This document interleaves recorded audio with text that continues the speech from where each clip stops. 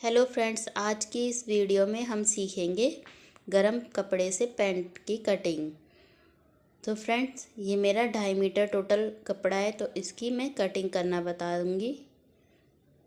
तो इसको, ये हमारा जो कभी भी तह में आता है तो सीधी साइड होकर आता है, तो हमें इसे उल्टा करके लंबाई में फ़ोल्ड करके बिछा लेना है। इस पूरे कपड़े को हमें लंबाई में फ़ोल्ड करना है।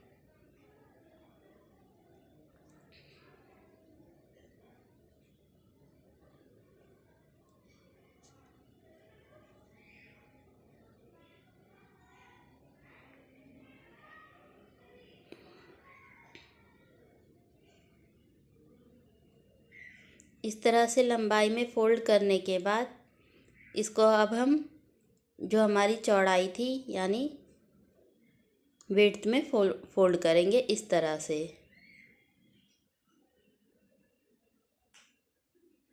तो ये हमारा 4 फोल्ड हो जाएगा। जो ओपन साइड है उसे मैं अपनी साइड रखूँगी और जो बंद साइड है उसे उस तरफ कर दूँगी। तो पहले नीचे से हम कपड़े को स्ट्रेट ड्रॉ कर लेंगे और किनारी वाली साइड को भी हम यहाँ पे लाइन से ड्रॉ कर लेंगे, क्योंकि किनारी वाला कपड़ा हमें निकालना ज़रूरी होता है। इससे हमारे पैंट में खिंचाव नहीं आता।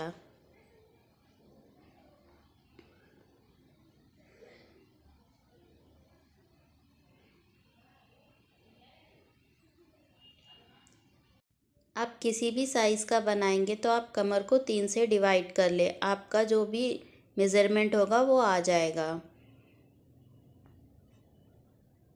तो यहाँ पे मैं बॉर्डर लगाऊंगी। ये मेरा बॉर्डर दिया हुआ था, तो इसमें मैं नीचे से 1 इंच ही मार्जिन लूँगी। आप कभी भी नीचे से 3 या 2 इंच का मार्जिन लें फोल्ड के लिए। तो इसमें मैंने 1 इंच जितना मार्जिन रखा हुआ है। अब इसको यहाँ से स्ट्रेट कर लेंगे।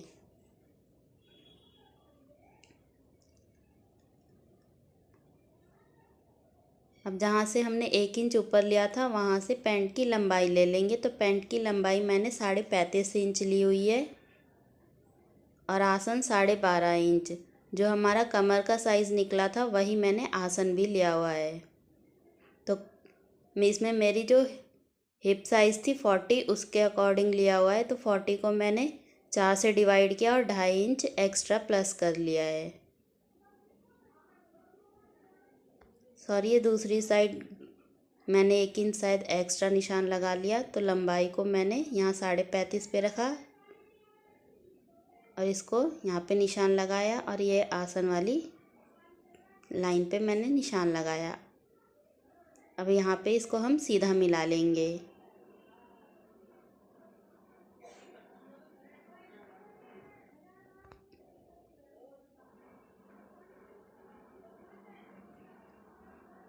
ऊपर से 2 इंच एक्स्ट्रा निशान लगाएंगे जहाँ हम लास्टिक फोल्ड लेंगे उसके लिए। लास्टिक के अकॉर्डिंग यहाँ पे हम मार्जिन लेते हैं। अगर आपकी लास्टिक 1.5 इंच है तो यहाँ 2.5 इंच जितना मार्जिन ले। तो आसन में मैंने 12.5 इंच रखा था, तो कमर पे भी मैं यही निशान लगाऊंगी 12.5। सेम निशान दूसरी साइड नीचे की साइड भी ड्रॉ करेंगे 12.5 पे। इस तरह से ही हमारा एक बॉक्स बन के रेडी हो जाएगा 12.5 का। 2.5 इंच आगे की तरफ लेंगे जो हमारा क्रॉच होगा उसके लिए। अब जहाँ हमने 2.5 इंच एक्स्ट्रा लिया है वहाँ से इस तरह से हम सेंटर का निशान लगाएंगे।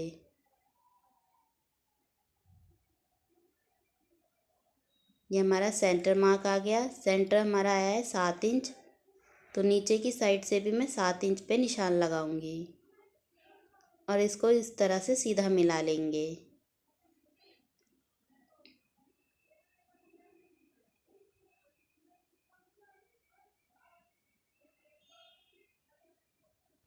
अब यहाँ पर हम कर्व स्केल से यहाँ पे गोलाई दे देंगे।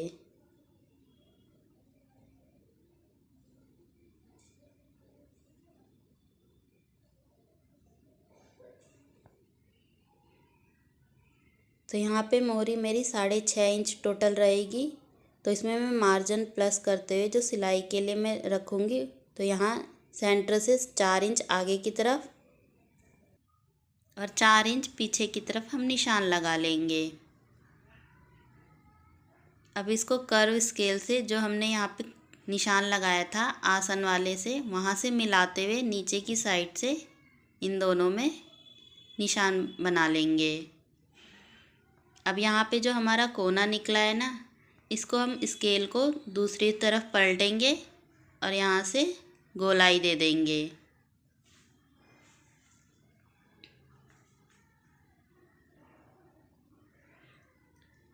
स्केल को हम ऐसे ही रखेंगे और आसन वाले जो निशान है वहाँ से और नीचे मोहरी से मिलाते हुए इस पे हम निशान लगा लेंगे। तो ये हमारा जो फ्रंट पार्ट है उसका निशान कंप्लीट हो गया है। तो यहाँ पे मैं इसको लिख दे रही हूँ, तो ये हमारा फ्रंट पार्ट है। तो ऊपर जहाँ से हमने लास्टिक का निशान लगाया था वहाँ से डबल कपड़े को पकड़ेंगे जो ऊपर वाला पार्ट है और उसकी कटिंग कर देंगे। सिर्फ 2 कपड़े को पकड़ना है और यहाँ से कटिंग कर लेनी है।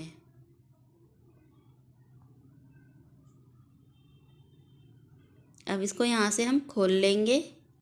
जो हमारा फ्रंट पार्ट है यहाँ से अब हम इसकी कटिंग कर लेंगे।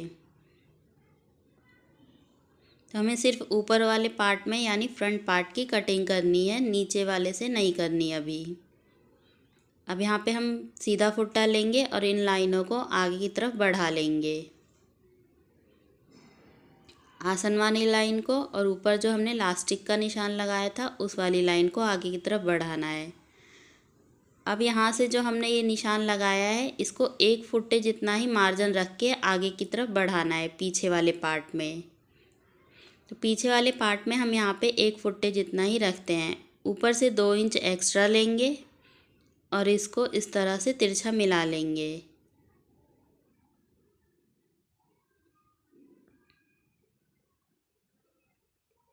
अब यहाँ से आसन से भी हम 1 फुट्टे के जितना जो हमारा कर्व स्केल है इतना ही हम मार्जिन लेके इसको आगे की तरफ बढ़ाएंगे। तो पीछे वाले पार्ट में मैं ये हमारा 1.5 इंच जितना मार्जिन हो जाता है।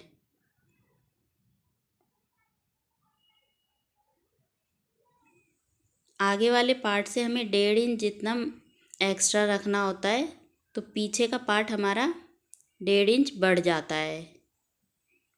यहाँ से हमने गोलाई दे दी है। तो ये हमारा बैक पार्ट है और ये फ्रंट पार्ट है।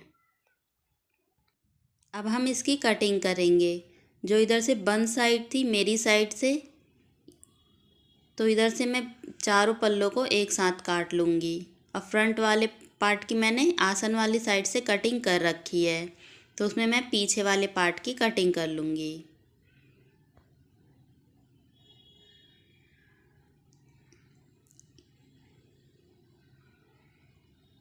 अब जो हमारा बैक पार्ट है बस उसकी कटिंग करनी है। यहाँ से जो हमने ऊपर की साइड आसन की साइड 2 इंच बढ़ाया था, तो ये मीडियम साइज़ में 2 से 2.5 इंच बढ़ाया जाता है। अगर हैवी साइज़ है तो आप उसमें 3 इंच तक बढ़ा सकते हैं।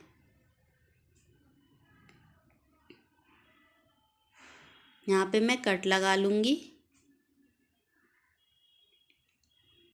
तो इस तरह से हमारी पैंट की कटिंग हो गई है। अब हम मियाने की कटिंग करेंगे।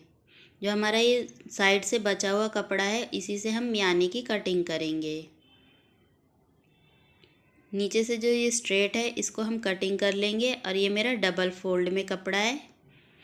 इधर से खुली साइड है और इधर बंद साइड, तो इसको इस तरह से 4 फोल्ड करेंगे। तो इसकी जो चौड़ाई है यानी विड्थ हम देखेंगे 2.5 इंच लेनी है, तो 2.5 इंच पे हम एक निशान लगा लेंगे और लंबाई में 6.5 इंच जितना लंबा ले लेंगे। अब इसको इस तरह से हमें तिरछा मिलाना होता है।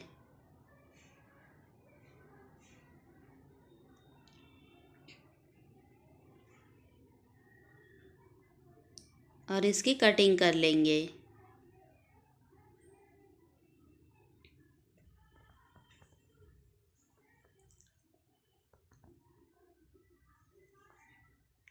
ये मेरा फिसल रहा है, इसलिए मैं यहाँ पे पिन से सेट कर लूँगी, फिर इसकी कटिंग करेंगे।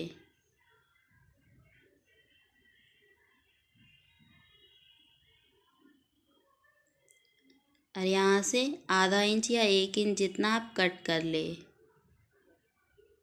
तो इस तरह से हमारी ये मियानी की कटिंग हो गई है। अब हम पॉकेट की कटिंग करेंगे।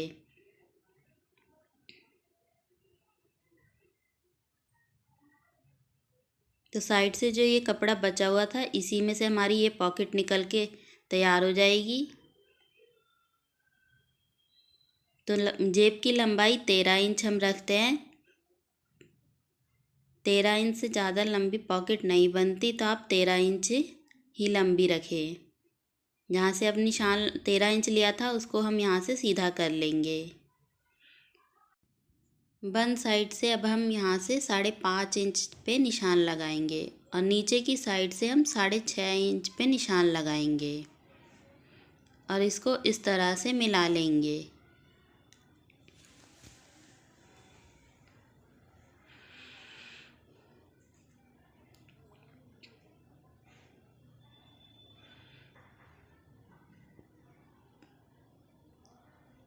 अब निशान पे ही हमें इसकी कटिंग करनी है।